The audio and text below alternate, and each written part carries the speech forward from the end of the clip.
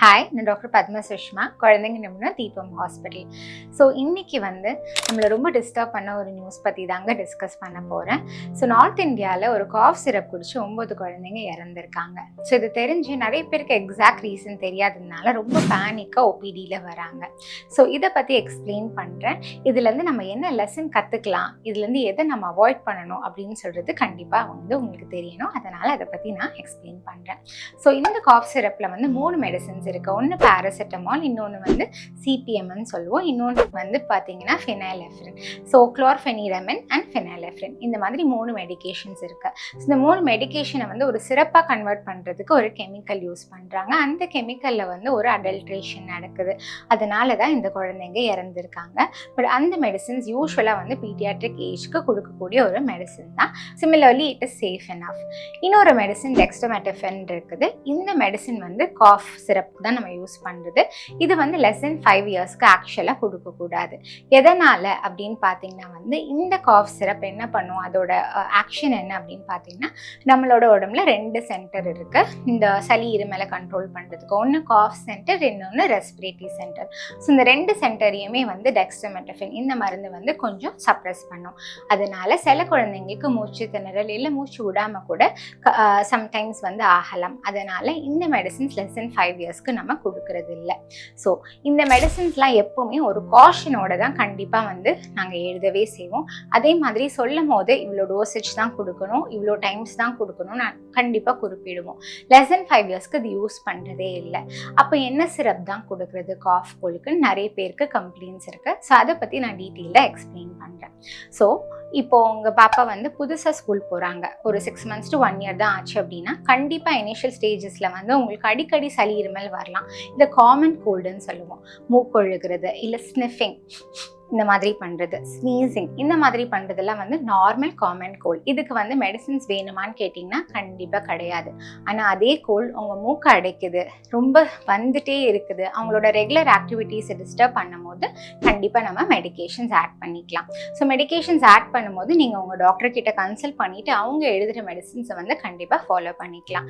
நிறைய பேர் என்ன தப்பு பண்ணுறோம் அப்படின்னு பார்த்தீங்கன்னா, நம்ம ஓவர் த கவுண்டர் வாங்கிடுவோம். சளி இருமல் இருக்கிற 2 நாள் சரியாகலை, நீங்கள் மெடிக்கல் ஷாப்ல போய் ஒரு மருந்து வாங்கிட்டு வாங்க அப்படின்னு கொடுக்கும்போது ரேண்டமா அவங்க ஒரு மெடிசன் கொடுப்பாங்க. அது நம்மளுக்கு லெஸ் தென் 5 இயர்ஸ்க்கு கொடுக்கலாமான்னு தெரியாது, கரெக்ட் டோசேஜ் கொடுக்கலாமான்னு தெரியாது, எத்தனை டைம் கொடுக்கலான்னு தெரியாது. ஸோ இவ்வளோ நம்மளுக்கு கம்ப்ளைண்ட்ஸ் இருக்கும் போது கரெக்டான மெடிசன் கொடுக்கல பாப்பாக்குன்னா கண்டிப்பாக அந்த பாப்பாவுக்கு தொந்தரவு வரத்துக்கு வாய்ப்பு இருக்குது. அதனால் நம்மளாம் செல்ஃப் மெடிகேஷன் கொடுக்குறத கண்டிப்பாக ஸ்டாப் பண்ணணும். செகண்ட் திங், கண்டினியூஸ் காஃப் வருது, காஃப் பண்ணி வாமிட் பண்ணுற அளவுக்கு பாப்பா ஆறாங்க, இல்லை தூங்கவே முடியாத இருமல் வரும்போது கண்டிப்பாக அதுக்கான சில மெடிகேஷன்ஸ் இருக்குது. அதுவும் டாக்டர் பார்த்துட்டு தான் உங்களுக்கு கொடுக்குற மாதிரி இருக்கும். ஸோ அதே மாதிரி இவ்வளோ டேஸ் தான் ஒரு மெடிசனை டாக்டர் கொடுக்கணும் அப்படின்னு சொல்கிறாங்கன்னா, for example 3 or 5 days or sometimes maximum 1 week வரை கொடுப்பாங்க. that is based on your child's complaints and signs. So அந்த மெடிகேஷன்ஸ் சில பேர் என்ன பண்ணிடுவாங்க, தொடர்ந்து ஒரு 10 நாள் இல்லை 2 வாரம் இந்த மாதிரி கொடுத்துட்றாங்க. ஸோ இதனால் என்ன ஆகும் அப்படின்னு பார்த்தீங்கன்னா, கண்டிப்பாக இதுவுமே நம்மளுக்கு பாய்சன் காஸ் பண்ணலாம். ஸோ தொடர்ந்து ஒரு மெடிகேஷன்ஸ் கொடுக்குறது ஒரு ஸ்லோ ஒரு பாய்சனிங் கூட ஆகலாம். கண்டிப்பாக ஆகும்னு கிடையாது, பட் கொடுக்கக்கூடாது without the doctors advice. So இது என்னன்னு நம்ம சொல்கிறோன்னா, இப்போ மருந்து நம்ம only when there is a requirement கொடுக்கணும். நம்ம ஒரு சே இருக்கு, உணவே மருந்தாகும், பட் மருந்து உணவு ஆகாது. அதனால எப்போ தேவைப்படுதோ, எப்போ டாக்டர் சஜஸ்ட் பண்ணுறாங்களோ அப்போ கரெக்டான டோசேஜ் கரெக்டான இன்டர்வெல்ல கொடுத்துட்டு நம்ம ஸ்டாப் பண்ணுறது டெஃபினெட்லி அட்வைஸ் பண்ணுற ஒரு விஷயம். அதே மாதிரி இன்கேஸ் எமர்ஜென்சி உங்கள்கிட்ட இருமல் எதுவும் உங்களால் டாக்டரை பார்க்க முடியல, இல்லை அவுட் சைட் எங்கேயாவது இருக்கீங்கன்னா ப்ரீவியஸ் ப்ரிஸ்கிரிப்ஷனில் என்ன டோசேஜ் கொடுத்துருக்காங்களோ அதை நீங்கள் ஒரு டோஸ் or 2 டோஸ் கொடுத்துக்கலாம். அதுக்கப்புறம் நீங்கள் கன்சல்ட் பண்ணிக்கலாம். தேர்ட் திங் என்ன அப்படின்னு பார்த்தீங்கன்னா, நிறைய பேர் காஃப் சிரப் கொஞ்சம் ப்ரொலாங்டாக ஸ்டோர் பண்ணுறாங்க. ஸோ அது யூஸ்வலாக ஓப்பன் பண்ணிட்டீங்க அப்படின்னா ஒரு 30 to 60 days தான். அதுக்கப்புறம் அதோட ஆக்சுவல் எஃபெக்ட் பெருசாக இருக்காது. ஸோ நீங்கள் எப்போவுமே ஓப்பன் பண்ணுற அன்றைக்கி அந்த டேட் எழுதிக்கோங்க. ஸோ அப்போ we will know when we bought the medicine and when we have to discard it. This will actually help us.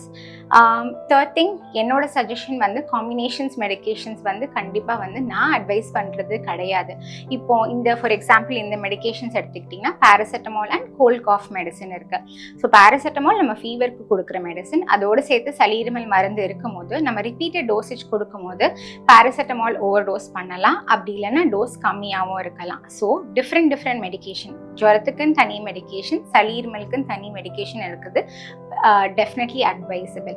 இல்லை இதுதான் உங்களுக்கு கொடுக்குறாங்கன்னா பி காஷியஸ், என்ன மெடிசன் இருக்குது, எவ்வளோ எம்ஜி இருக்குது அப்படின்னு நம்ம பார்க்கணும். பிகாஸ் பேராசிட்டமால் நம்ம நிறைய டோசேஜ் கொடுத்தோம்னா அது வந்து ஓவர் டோஸ்னால ஒரு பாய்சனிங் எஃபெக்ட் காஸ் பண்ணும்.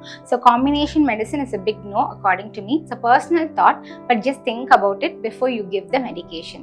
ஸோ மெடிகேஷன் கொடுக்குறதுல வந்து இவ்வளோ இன்ஃபர்மேஷன் நம்மளுக்கு வந்து தெரியணுமா அப்படின்னு கேட்டிங்கன்னா கண்டிப்பாக தெரியணுங்க. ஏன்னா ஒரு மருந்தும் ஒரு மாதிரி ஆக்ட் பண்ணும். ஸோ எனி மெடிகேஷன் நீங்கள் உங்கள் குழந்தைகளுக்கு கொடுக்குற முன்னாடி 2-3 டைம் யோசிச்சு நீங்கள் கொடுங்க. தேங்க்யூ.